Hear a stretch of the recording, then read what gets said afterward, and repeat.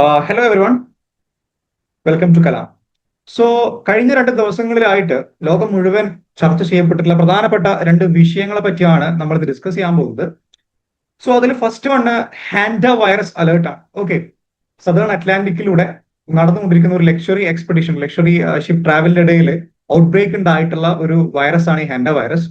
So അതുമായി ബന്ധപ്പെട്ടിട്ടുള്ള അതിന്റെ ഒരു പോസിബിൾ റീസൺ എങ്ങനെ, ആ ഒരു ഹാൻഡ വൈറസ് സ്പ്രെഡ് ചെയ്യാനുണ്ടായിട്ടുള്ള സിറ്റുവേഷൻ എന്താണ്, അതുപോലെ തന്നെ ആ ഒരു വിഷയത്തിൽ WHO ഒരു ഫൈനൽ റിപ്പോർട്ട് എങ്ങനെയാണ്, അല്ലെങ്കിൽ അതിൽ എത്രത്തോളം നമ്മൾ കൺസേൺ ആകണം എന്നുള്ള കാര്യങ്ങളൊക്കെ നമ്മൾ ആ ഒരു ഭാഗത്ത് ഡിസ്കസ് ചെയ്യും.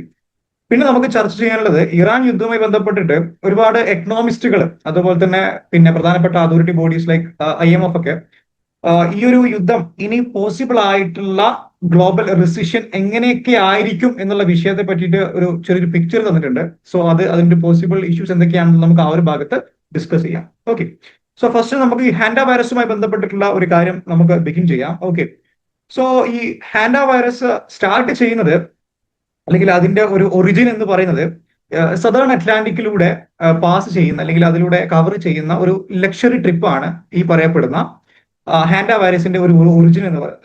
Okay, so April 1 MV Hondius എന്ന് പറഞ്ഞിട്ടുള്ള ഒരു ഷിപ്പ് ഈ പറയപ്പെടുന്ന ഉഷ്വാൽ അർജന്റീനയിൽ നിന്ന് ബിഗിൻ ചെയ്യുന്നു. സോ അതിന്റെ ഒരു ഫൈനൽ ഡെസ്റ്റിനേഷൻ വരുന്നത് കാനറി ഐലൻഡിലോട്ടാണ്. സോ ദ്വീപുകൾ വഴി ഒരു എന്താ പറയാ, വളരെ ലക്ഷറിയസ് ആയിട്ടുള്ള ഒരു യാത്രയാണ്. അപ്പം ഈ ഒരു യാത്രക്കിടയിലാണ് ഈ ഒരു വൈറസിന്റെ ഔട്ട് ബ്രേക്ക് ബിഗിൻ ചെയ്യുന്നത്. ഓൾമോസ്റ്റ് ഒരു 88 പാസഞ്ചേഴ്സും അതുപോലെ തന്നെ 59 ക്രൂ മെമ്പേഴ്സ് ഈ ഒരു ഷിപ്പിൽ ഉണ്ടായിട്ടുണ്ട്. ഓക്കെ, അപ്പൊ ഈ ഒരു പ്രശ്നം ബിഗിൻ ചെയ്യുന്നത്, യാത്ര സ്റ്റാർട്ട് ചെയ്തത് April 1 അപ്പൊ ഈ പ്രശ്നം സ്റ്റാർട്ട് ചെയ്യുന്നത് April 12 ആദ്യമായിട്ട് ആ ഒരു ഷിപ്പിൽ ആദ്യത്തെ ഒരു മരണം റിപ്പോർട്ട് ചെയ്യാണ്. സോ മരണത്തിനെ അടുപ്പിച്ചുകൊണ്ട് തന്നെ അങ്ങനെ വലിയ ഒരു പോസിബിൾ ആയിട്ടുള്ള പ്രശ്നങ്ങളൊന്നും കാണിക്കാത്തത് കൊണ്ട് തന്നെ ഒരു നോർമൽ ഡെത്ത് ആയിട്ട് അതിനെ കൺസിഡർ ചെയ്യുകയാണ്. പക്ഷേ ദിവസങ്ങൾ കഴിയുന്നതിനനുസരിച്ചിട്ട് ആ ഷിപ്പിലുള്ള ഓരോ ആളുകൾക്കും, അതിൽ ഓരോ പാസഞ്ചേഴ്സ് ആയിക്കോട്ടെ, അതിന്റെ ക്രൂ മെമ്പേഴ്സ് ആയിക്കോട്ടെ, ഒരുപാട് പേർക്ക് ഒരുപാട് സിവിയർ ആയിട്ടുള്ള ഇൽനെസ് കാണിക്കാൻ തുടങ്ങി. പനി, അതുപോലെ തന്നെ വോമിറ്റിംഗ്. ഈ ഒരു വൈറസുമായി ബന്ധപ്പെട്ടിട്ട് പ്രധാനമായിട്ട് എഫക്ട് ചെയ്യുക കിഡ്നി, ലങ്സ് പോലുള്ള വിഷയങ്ങളൊക്കെയാണ്, അല്ലെങ്കിൽ ആ ഒരു ബോഡി പാർട്സുകളൊക്കെയാണ്.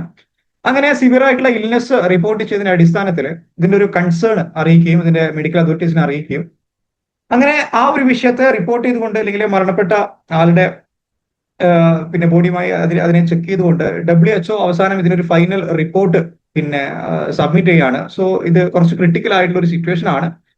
അതുപോലെ തന്നെ ഏകദേശം 8 ടോട്ടൽ കേസുകൾ WHO അവസാനമായിട്ട് റിപ്പോർട്ടിൽ പറയുന്നുണ്ട്. ടോട്ടൽ 8 ആളുകൾക്ക് ഇത് ഓൾറെഡി പിടിപെട്ടിട്ടുണ്ട് ആ ഷിപ്പിലുള്ള. അതിൽ ഒരു 3 ലബോറട്ടറിയിൽ കൺഫേംഡ് ആണ്, 5 ഇപ്പം കറന്റ്ലി സസ്പെക്ടഡ് ആണ്, ക്വാറന്റൈനിലാണ്. അപ്പൊ ഒരു 8 ആളുകൾക്ക് ഇപ്പം കറന്റ്ലി ഈ ഒരു വൈറസുമായി ബന്ധപ്പെട്ടുള്ള ഇഷ്യൂ ഓൾറെഡി അവർ കൺഫേം ചെയ്തിട്ടുണ്ട്.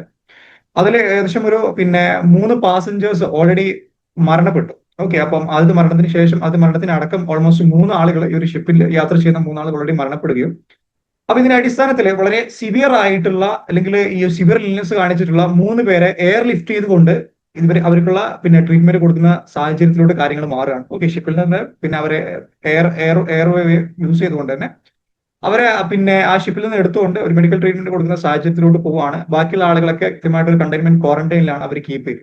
ഓക്കെ, അപ്പൊ ഈ ഒരു വിഷയവുമായി ബന്ധപ്പെട്ടിട്ട് ഇതാണ് ഇതിന്റെ ഒരു ഒറിജിൻ എന്ന് പറയുന്നത്, അല്ലെങ്കിൽ ഇതിന്റെ ഒരു തുടക്കം ഈ രീതിയിലൊക്കെ ആയിരുന്നു.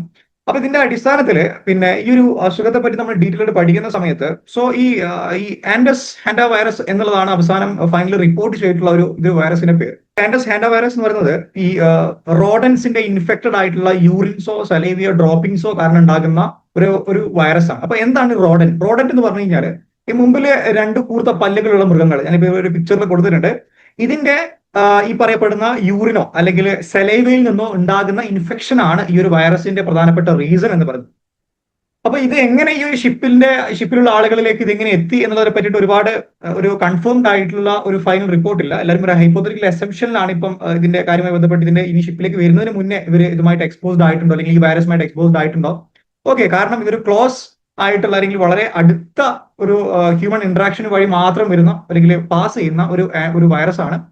ഓക്കെ, അപ്പൊ ഇതിൽ ഇവര് സംശയിക്കുന്നത് ഇതിലൊരു ഡച്ച് കപ്പിൾ ആണ്. അപ്പൊ ഈ ഡച്ച് കപ്പിൾസിന്റെ ഒരു പ്രത്യേകത എന്താണെന്ന് വെച്ച് കഴിഞ്ഞാൽ, അവര് ഈ എന്താ പറയാ, ബേർഡ് വാച്ചിങ്ങുമായിട്ട് എക്സ്പ്ലോർ ചെയ്യുന്ന ആളുകളാണ്. അതായത് ഈ പക്ഷികളും അതുമായി ബന്ധപ്പെട്ടുള്ള കാര്യങ്ങളൊക്കെ റിസർച്ച് ചെയ്യുന്ന ഒരു ഡച്ച് കപ്പിൾ ആ ഷിപ്പിൽ ഉണ്ടായിരുന്നു. അപ്പൊ അവർ ഏതെങ്കിലും സാഹചര്യത്തിൽ ഈ ബേർഡ് വാച്ചിങ്ങുമായി ബന്ധപ്പെട്ടിട്ട് ഈ പറയപ്പെടുന്ന മൃഗങ്ങളുടെ ഈ ഇൻഫെക്ഷൻ അല്ലെങ്കിൽ അവരുടെ ഒരു യൂറിനോ ഡ്രോപ്പിങ്ങോ അല്ലെങ്കിൽ എന്തെങ്കിലും സെലേവിയുമായി ബന്ധപ്പെട്ട് എന്തെങ്കിലും ഒരു എക്സ്പോഷർ ഉണ്ടായിട്ടുണ്ടോ, ആ ഒരു എസംഷനിലാണ് ഇപ്പൊ നിലവിൽ പിന്നെ ഈ പറയപ്പെടുന്ന WHO ഒരു ഫൈനൽ റിപ്പോർട്ടിൽ കൃത്യമായിട്ട് അവർ പറയുന്നത്.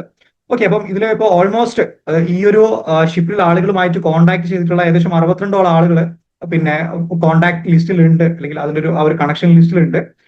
പിന്നെ അതുപോലെ തന്നെ അതിൽ 42 പേരെ കൃത്യമായി ട്രേസ് ചെയ്തുകൊണ്ട് അവർ കൃത്യമായിട്ടുള്ള ഇൻവെസ്റ്റിഗേഷൻ നടത്തി അവരെ മൊത്തം അവരിലേക്ക് ഈ ഒരു അസുഖം പടർന്നിട്ടില്ല എന്നുള്ള രീതിയിൽ കാര്യങ്ങൾ കൺഫേം ചെയ്യാനുള്ള എല്ലാ ഈ പറയപ്പെടുന്ന പ്രിക്കോഷൻസും അതായത് ഗവൺമെന്റിന്റെ ഭാഗത്ത് നിന്ന് ഉണ്ടായിട്ടുണ്ട്. ഒരുപാട് രാജ്യത്തുള്ള യാത്രക്കാർ ഈ ഒരു ഷിപ്പിൽ ഉണ്ടായിട്ടുണ്ട്. പിന്നെ അമേരിക്കൻസ് ഉണ്ട്, അതുപോലെ തന്നെ ഏഷ്യൻ എന്നുള്ള ആളുകളുണ്ട്, അതുപോലെ തന്നെ സ്വിറ്റ്സർലാൻഡ് ഉണ്ട്. ഇങ്ങനെ മൾട്ടിപ്പിൾ ആയിട്ട് ഒരുപാട് രാജ്യത്തു നിന്നുള്ള ആളുകൾ ഉള്ളതുകൊണ്ട് തന്നെ പിന്നെ എല്ലാ ഈ യാത്ര ചെയ്യുന്ന ആളുകളുടെ രാജ്യങ്ങളും ഈ ഒരു വിഷയത്തിൽ കൃത്യമായിട്ട് അവെയർഡ് ആണ്.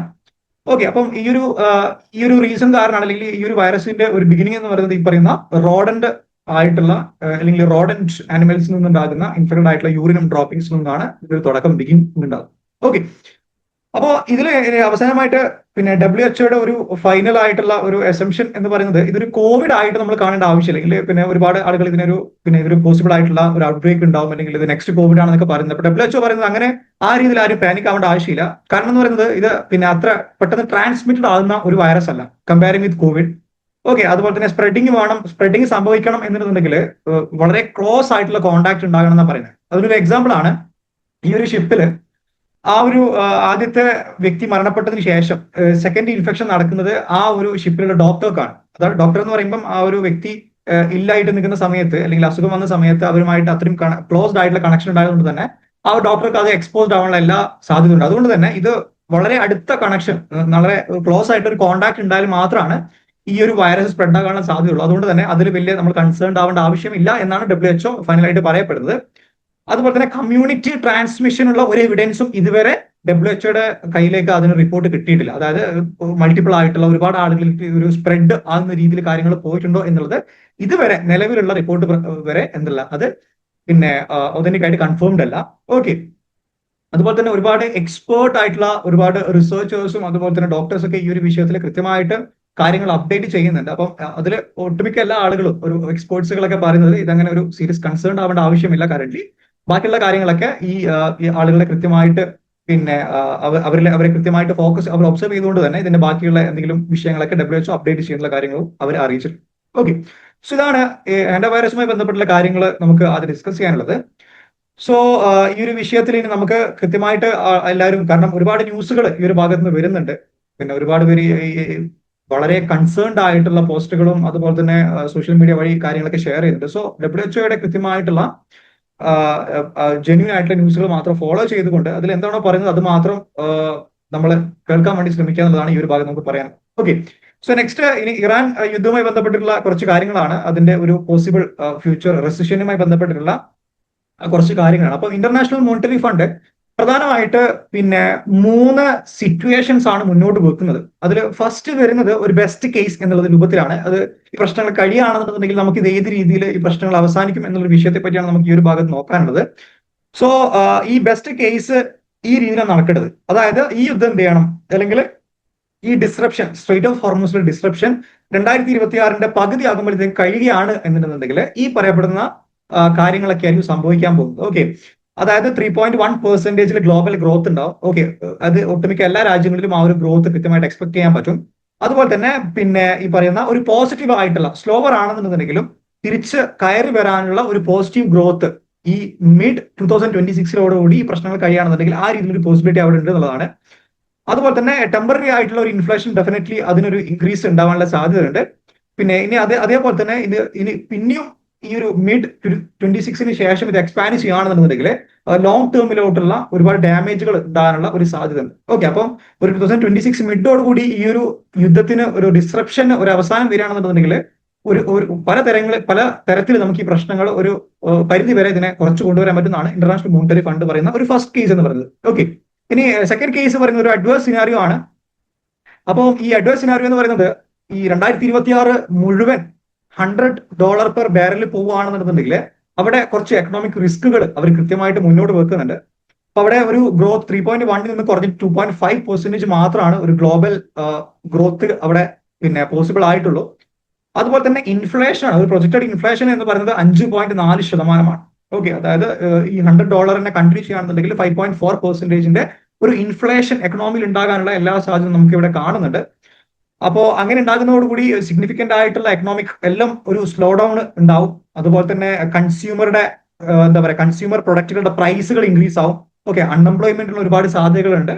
സോ അങ്ങനെ അതുപോലെ തന്നെ ഈ മോണിറ്ററി സെൻട്രൽ ഗവൺമെന്റിന്റെ ഭാഗത്ത് ഒരുപാട് അവർക്ക് ഒരുപാട് പ്രഷർ എല്ലാ എക്കണോമിയിലും കൃത്യമായിട്ട് എഫക്ട് ചെയ്യാനുള്ള സാധ്യതയുണ്ട്. അതാണ് രണ്ടാമത്തെ ഒരു സിറ്റുവേഷൻ. അഡ്വേഴ്സ് സിനാരിയോ എന്ന് പറയുന്നത് ഈ രീതിയിലാണ്. അതിൽ പ്രധാനമായിട്ട് നോക്കേണ്ടത് നമ്മൾ ഇൻഫ്ലേഷൻ ആണ്. 5.4% ഇൻഫ്ലേഷൻ ഗ്ലോബലി ഉണ്ടാക്കാനുള്ള ഒരു സാധ്യത ഈ $100 പെർ ബാരൽ കണ്ടിന്യൂ ചെയ്യുകയാണെന്നുണ്ടെങ്കിൽ ഉണ്ടാകുന്നതാണ്.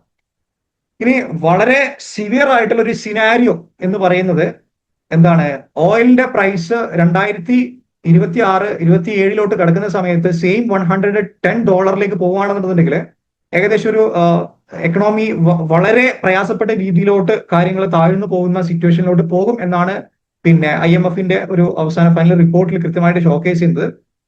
ഒരു ഗ്ലോബൽ റെസിഷന് വേണ്ടിയിട്ട് എല്ലാവരും ഈ രീതിയിൽ പോവുകയാണെന്നുണ്ടെങ്കിൽ വെയിറ്റ് ചെയ്യണം എന്നുള്ള ഒരു വാണിംഗ് കൂടി IMF മുന്നോട്ട് വെക്കുകയാണ്. സോ ആ ഒരു സിറ്റുവേഷനിലോട്ട് പോവാണ്. Suppose for example $110 per barrel എന്നുള്ള ഒരു സിറ്റുവേഷനിലോട്ട് പോവുകയാണെന്നുണ്ടെങ്കിൽ 1980 ഉണ്ടായിട്ടുള്ള ഡെപ്റ്റ് ക്രൈസിസ്, അതുപോലെ തന്നെ 1990 ഉണ്ടായിട്ടുള്ള സ്ലോ ഡൗൺസ്, അതുപോലെ തന്നെ 2020 കോവിഡ് പാൻഡമിക്, 2008 ഉണ്ടായിട്ടുള്ള ഗ്ലോബൽ റെസിഷൻ, ഗ്ലോബൽ ഫിനാൻഷ്യൽ ക്രൈസിസ്, ഈ സിറ്റുവേഷൻ തന്നെ വീണ്ടും ഒന്നും കൂടി വരാനുള്ള ഒരു സാധ്യത ഉണ്ടെന്നും കൂടി എക്സ്പേർട്സ് ഒപ്പീനിയൻസും അതുപോലെ തന്നെ IMFന്റെ പ്രധാനപ്പെട്ട എക്കണോമിസ്റ്റുകളൊക്കെ മുന്നോട്ട് വെക്കുക. അതുപോലെ തന്നെ ഇൻഫ്ലേഷന്റെ ഒരു ആസ്പെക്ട് സംസാരിക്കുകയാണെങ്കിൽ ഓൾമോസ്റ്റ് ഒരു 6% ഇൻഫ്ലേഷൻ ലോകത്തിൽ ഉണ്ടാകാനുള്ള ഒരു സാധ്യത. അതുപോലെ തന്നെ സെൻട്രൽ ബാങ്ക്സുകൾ ഒരുപാട് റേറ്റ്സുകൾ ഇൻക്രീസ് ചെയ്യാനുള്ള സാധ്യത ഈ പറയുന്ന സിവിയർ സിനാരിയോയിൽ നമുക്ക് എക്സ്പെക്ട് ചെയ്യേണ്ട ഒരു കാര്യമാണ്. ഓക്കെ, അപ്പൊ IMFന്റെ ഭാഗത്തുനിന്ന് ഈ പ്രധാനപ്പെട്ട 3 സിനാരിയോസ് ആണ് അവർ പ്രപ്പോസ് ചെയ്യുന്നത്. ഇനി അതിന്റെ കൂടെ തന്നെ നമുക്ക് കുറച്ച് എക്സ്പേർട്ട് ഒപ്പീനിയൻസ് നമുക്ക് ജസ്റ്റ് നോക്കാം എക്കണോമിസ്റ്റുകളുടെ. അപ്പൊ അതിൽ പ്രധാനമായിട്ട് നമുക്ക് മോർഗൻ സ്റ്റാൻഡേർഡ് ജെൻസിന്റെ പ്രധാനപ്പെട്ട ഒരു ഒപ്പീനിയൻ എന്താണെന്ന് വെച്ച് കഴിഞ്ഞാൽ, ഓൾറെഡി സിസ്റ്റത്തിൽ ഇതിന്റെ ടെൻഷൻസ് എഫക്ട് ചെയ്യാൻ സ്റ്റാർട്ട് ചെയ്യുന്നുണ്ട്. അദ്ദേഹം ഈ യൂറോപ്പുമായി ബന്ധപ്പെട്ടിട്ടുള്ള യൂറോപ്പിന്റെ പ്രധാനപ്പെട്ട ഒരുപാട് ജെറ്റ് ഫ്യൂൽ ഷോർട്ടേജുമായി ബന്ധപ്പെട്ട വിഷയങ്ങളെ പറ്റി പറയുന്നുണ്ട്.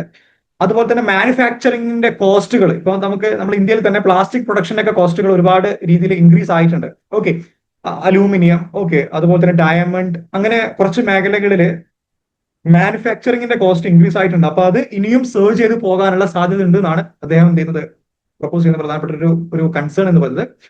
അതുപോലെ തന്നെ പിന്നെ ഇൻഫ്ലേഷൻ ഡെഫിനറ്റ്ലി സ്പിൽ ഓവർ ആകാനുള്ള ഒരു സാധ്യത കൂടി നമുക്ക് ഈ ഒരു യുദ്ധത്തിന്റെ കണ്ടിന്യൂഷനോട് കൂടി നമുക്ക് ഉണ്ടാകാൻ സാധ്യതയാണ് ഈ എക്കണോമിസ്റ്റ് മുന്നോട്ട് വെക്കുന്ന പ്രധാനപ്പെട്ട കുറച്ച് അസംഷൻ എന്ന് പറയുന്നത്. ഓക്കെ, അതുപോലെ തന്നെ അമൃത സെൻ എനർജി ആസ്പെക്ടിൽ ഈ ഒരു വിഷയത്തെ പറയുന്നത് എന്താണെന്ന് വെച്ച് കഴിഞ്ഞാൽ, ഇതുവരെ ഇൻവെസ്റ്റേഴ്സ് ഒന്നും എന്ത് ചെയ്യുന്നില്ല, ഈ എനർജി മേഖലയിൽ ഉണ്ടായിട്ടുള്ള ഡിസ്ക്രിപ്ഷനെ പറ്റി സീരിയസ് ആയിട്ടില്ല എന്നാണ് ഈ ഒരു എക്കണോമിസ്റ്റ് മുന്നോട്ട് വെക്കുന്ന പ്രധാനപ്പെട്ട ഒരു കൺസേൺ എന്ന് പറയുന്നത്.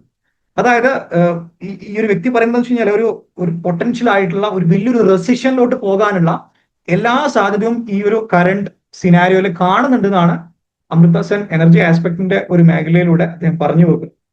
അതുപോലെ തന്നെ ഈ പറയപ്പെടുന്ന ഓയിൽ പ്രൈസ് എന്നുള്ളത് ഒരു 80-90 rupees പെർ ബാരൽ എന്നുള്ള ഒരു പ്രൈസ് ലാബിൽ തന്നെ അത് ഫിക്സ് ചെയ്യാനുള്ള ഒരു സാധ്യതയും, അതുപോലെ തന്നെ ആ ഒരു പ്രഷർ ഫുഡിലും കെമിക്കൽ പ്രൊഡക്ഷനിലും LNGയിലും മാനുഫാക്ചറിങ്ങിലും അങ്ങനെ എല്ലാ മേഖലയിലും അതിന്റെ ഒരു ബൈ എഫക്ട് ഉണ്ടാകാനുള്ള ഇനി വരുന്ന കുറച്ച് മാസങ്ങളിലും വർഷങ്ങളിലും അതിന്റെ ഒരു ബൈ എഫക്ട് ഉണ്ടാകാനുള്ള എല്ലാ സാധ്യതയും ഉണ്ടെന്നാണ് അമൃത സെൻ മുന്നോട്ട് വെക്കുന്ന പ്രധാനപ്പെട്ട കുറച്ച് അസംഷൻ എന്ന് പറയുന്നത്. ഇനി അതേ സമയത്ത് റാൻ സ്മീറ്റ് പറയുന്നത് ഈ ഒരു യുദ്ധം ഡെഫിനറ്റ്ലി ഒരു ഗ്ലോബൽ റെസിഷൻ ഉണ്ടാകാനുള്ള എല്ലാ പോസിബിലിറ്റിയും ഉണ്ടെന്നാണ് അദ്ദേഹം മുന്നോട്ട് വെക്കുന്നത്. അതുപോലെ തന്നെ ഇത് ഇനി പിന്നെ എത്ര കാലം ഇത് ഡ്രാഗ് ചെയ്യുന്നുവോ അത്രയും കോസ്റ്റ്ലിയർ ഇത് വരും, അല്ലെങ്കിൽ ഈ സ്ട്രേറ്റ് ഓഫ് ഹോർമൂസ് ആയിക്കോട്ടെ, അല്ലെങ്കിൽ എനർജി ഡിസ്ട്രപ്ഷൻ ആയിക്കോട്ടെ, ഇത് എത്ര കാലത്തോളം ഇത് ഈ പറയപ്പെടുന്ന ഇഷ്യൂ ഇവിടെ എക്സിസ്റ്റ് ചെയ്യുന്നുവോ അത്രയും കാലം ഇതിന്റെ ഒരു കോസ്റ്റ് ഇൻക്രീസ് ചെയ്യുന്നതാണ് അദ്ദേഹം മുന്നോട്ട് വെക്കുന്ന പ്രധാനപ്പെട്ട ഒരു കൺസേൺ എന്ന് പറയുന്നത്. Okay, so last and final ആയിട്ടുള്ള നോറിയൽ എന്ന് പറഞ്ഞിട്ടുള്ള വളരെ ഫേമസ് ആയിട്ടുള്ള എക്കണോമിസ്റ്റ് ആണ്. അദ്ദേഹം പറയുന്നത്, അദ്ദേഹം കുറച്ചുകൂടി ഈ ഒരു വിഷയത്തിന് വളരെ സീരിയസ് ആയിട്ട്, അല്ലെങ്കിൽ ഇതിന്റെ ഒരു ക്രിട്ടിക്കൽ എൻഡിനെ പറ്റി പുള്ളിക്കാരെ സംസാരിക്കുന്നത്. ഓക്കെ, സോ ഇവിടെ അദ്ദേഹം പറയുന്നത് എന്താണെന്ന് വെച്ച് കഴിഞ്ഞാല് ഓയിൽ ഏകദേശം ഒരു $200 പെർ ബാരൽ എന്നുള്ള രീതിയിലോട്ട് ഇത് എക്സ്പാൻഡ് ചെയ്യണം അല്ലെങ്കിൽ എൻഹാൻസ് ചെയ്യാനുള്ള എല്ലാ സാധ്യതയും ഉണ്ടെന്നാണ് അദ്ദേഹം പറയുന്നത്. വളരെ പ്രധാനപ്പെട്ട ഒരു കാര്യം. അതുപോലെ തന്നെ ഒരു 1970 ഉണ്ടായിട്ടുള്ള ആ ഒരു ലെവൽ എക്കണോമിക് ബ്രേക്ക് ഡൗൺ ഉണ്ടാവാനുള്ള എല്ലാ പോസിബിലിറ്റീസും ഈ ഒരു യുദ്ധം ഇതേപോലെ മുന്നോട്ട് പോകുകയാണെന്നുണ്ടെങ്കിൽ എക്സ്പെക്ട് ചെയ്യണം എന്നാണ് അദ്ദേഹം ഒരു വാണിംഗ് ആയിട്ട് തരുന്നത്.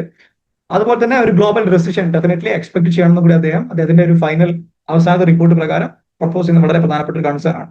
ഓക്കെ, അപ്പൊ യുദ്ധവുമായി ബന്ധപ്പെട്ടിട്ട് ഇനി ഈ പ്രധാനപ്പെട്ട ഒരു ചോദ്യം എന്താണെന്ന് വെച്ച് കഴിഞ്ഞാൽ, എത്ര കാലം ഈ സ്ട്രെയിറ്റ് ഓഫ് ഹോർമൂസിൽ ഈ ഒരു ഡിസ്ട്രപ്ഷൻ ഉണ്ടാകുമോ അത്രയും കാലം അത് ഗ്ലോബൽ എക്കണോമിയെ മാറ്റുന്ന, എഫക്ട് ചെയ്യുന്ന വളരെ പ്രധാനപ്പെട്ട ഒരു പ്രശ്നമായിട്ട് മാറുന്ന രീതിയിലുള്ള കാര്യങ്ങൾ മാറുകയാണ്. ഇപ്പൊ ഡെഫിനറ്റ്ലി US-നെ സംബന്ധിച്ചിടത്തോളം അവര് ഈ ഫ്രീഡം പ്രൊജക്ട് ഫ്രീഡം ഒക്കെ പിന്നെ സ്റ്റോപ്പ് ചെയ്തുകൊണ്ട് ഒരു പെട്ടെന്ന് ഒരു കരാറിൽ എത്താൻ വേണ്ടി ശ്രമിക്കുന്നതിന് പ്രധാനപ്പെട്ട റീസൺ തന്നെ അത് ഗ്ലോബലി എഫക്ട് ചെയ്യാന്ന് പറയുമ്പോൾ ഡെഫിനറ്റ്ലി അത് ഇപ്പൊ അമേരിക്കൻ എക്കണോമിയെ സംബന്ധിച്ചിടത്തോളം അവരെയും വളരെ രീതിയിൽ ഇപ്പം പിന്നെ ഓയിൽ പ്രൈസ് ആയിക്കോട്ടെ, അതുപോലെ തന്നെ ട്രാൻസ്പോർട്ടേഷൻ ചാർജുകൾ ഇൻക്രീസ് ആവുന്നുണ്ട്. അപ്പൊ ട്രാൻസ്പോർട്ടേഷൻ ചാർജ് ഇൻക്രീസ് ആവുന്ന സമയത്ത് ഈ പറഞ്ഞ പ്രൊഡക്റ്റുകളുടെ പ്രൈസ് ഇൻക്രീസ് ആവും. പ്രൈസ് ഇൻക്രീസ് ആകുമ്പോൾ ആളുടെ കയ്യിൽ പണം ഇല്ലാതാവും. ഇപ്പൊ സെൻട്രൽ ബാങ്കിന് അത് വലിയൊരു ലാബിലിറ്റി ആയിട്ട് വരും. അങ്ങനെ ഒരുപാട് XYZ ചെയിൻഡ് റിയാക്ഷൻ ഈ ഒരു യുദ്ധം കാരണം ഉണ്ടാകുന്നുണ്ട്. അത് എല്ലാ എക്കണോമിയിലും, അത് ഡയറക്റ്റ് പാർട്ടിസിപ്പേറ്റ് ചെയ്ത ആളുകൾക്കും എല്ലാ ആളുകൾക്കും ഇത് എഫക്ട് ചെയ്ത് തുടങ്ങിയതുകൊണ്ട് തന്നെ സ്ട്രെയിറ്റ് ഓഫ് ഹോർമൂസിനെ ഡിപ്പെൻഡ് ചെയ്തിട്ടുള്ള ഒരു എക്കോണമി ആയിട്ട് നമ്മുടെ ലോകം മാറുകയാണ്. സോ എത്രയും പെട്ടെന്ന് ഈ ഒരു പ്രശ്നങ്ങളൊക്കെ സോൾവ് ചെയ്തുകൊണ്ട്, because at the end of the day ഒരു ഗ്ലോബൽ പീസ് എന്നുള്ള ഒരു ഫൈനൽ ഔട്ട്പുട്ടിലേക്ക് എത്തിയിട്ടില്ല എന്നുണ്ടെങ്കിൽ ഇതില് സംസാരിച്ചവർക്കും സംസാരിക്കാത്തവർക്കും, അല്ലെങ്കിൽ അഭിപ്രായമുള്ളവർക്കും അഭിപ്രായം ഇല്ലാത്തവർക്കും, അങ്ങനെ ലോകത്ത് ജീവിക്കുന്ന എല്ലാ ആളുകൾക്കും ഈ ഒരു യുദ്ധം അവരെ പേഴ്സണലി എഫക്ട് ചെയ്യുന്ന രീതിയിലോട്ട് മാറാനുള്ള എല്ലാ സാധ്യതകളും നമുക്ക് ഈ പറയുന്ന എക്കണോമിസ്റ്റുകളുടെ ഒപ്പീനിയൻസ് നമുക്ക് മനസ്സിലാകുന്നത്. Okay, yeah, so that's all about today update. So ഇതുപോലെ നിങ്ങൾ ഗ്ലോബലി നടക്കുന്ന വളരെ പ്രധാനപ്പെട്ട ന്യൂസുകൾ നിങ്ങളിലോട്ട് എത്താനും വേണ്ടിയിട്ട് ജസ്റ്റ് നമ്മുടെ ചാനൽ സബ്സ്ക്രൈബ് ചെയ്യുക. നിങ്ങൾക്ക് ഈ ഒരു വീഡിയോ ഹെൽപ്ഫുൾ ആയിട്ട് തോന്നുന്നത് ജസ്റ്റ് ഒന്ന് ലൈക്ക് ചെയ്യുക, സബ്സ്ക്രൈബ് ചെയ്യുക, നിങ്ങളുടെ സർക്കിളോട് നിങ്ങൾ ഷെയർ ചെയ്യുക. Yeah, so that's all about today. So we'll see you in the next video. Till then, bye and thanks everyone.